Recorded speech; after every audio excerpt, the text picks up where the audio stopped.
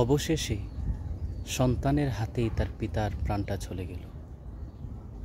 কে জানত সেই সন্তান তার পিতার জীবনটা কেড়ে নেবে।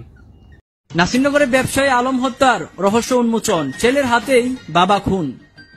ছেলে যখন সকালবেলা নিয়ে আসে, মাস্ক পরে নিয়ে আসে, দুজনে ধরে আনছে। তখন তারা জিজ্ঞাসে যে কোন জায়গার ভিতরে, আমরা তো আর খাসে হতে পারি না, গিরতে পারি না। পুলিশ ও স্থানীয় সূত্রে জানা গেছে, গতকাল বুধবার 10 সেপ্টেম্বর সকালে ফন্দক এলাকায় police bureau of investigation PBI এর একটি টিম হাজী আলমের একমাত্র ছেলে ফাহাদ আহমেদ মাহমুদুলকে দোকান থেকে জিজ্ঞাসাবাদের জন্য আটক করে। মাহমুদুল তার পিতার হত্যার দায় স্বীকার করে। তার দেওয়া তথ্য থেকে আজকে সকালে ফন্দক তার বাড়ির পাশের মিলাদ মিয়ার পুকুর থেকে হত্যায় ব্যবহৃত আনুমানিক 3 ফুট লম্বা একটি এসএস এর পাইপ উদ্ধার করে পুলিশ।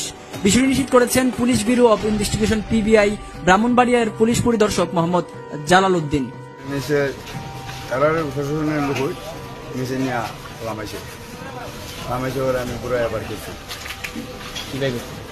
একটা পাইপ বের করেছি, ছেলে যখন সকালবেলা নিয়ে আসে, মাস্ক পরে নিয়ে আসে, দুজনে ধরে আনছে।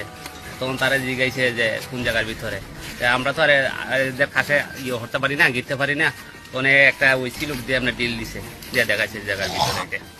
তখন ওইটারে আলামত করে ফেরে এখন থেকে পুকুরে পুকুরে পুকুরে এখানে একটা সিলুক দিয়ে সেটা দেখাই দিছে যে এই জায়গার ভিতরে এটা অস্ত্রটা। উল্লেখ্য, গত 3 সেপ্টেম্বর ব্রাহ্মণবাড়িয়ার নাসিরনগর উপজেলার ফাউন্দাউকে নিজ গড়েই খুন হন ব্যবসায়ী আলম। ফাউন্দাউক এলাকার স্থানীয় বাসিন্দা জাহির উদ্দিন বলেন,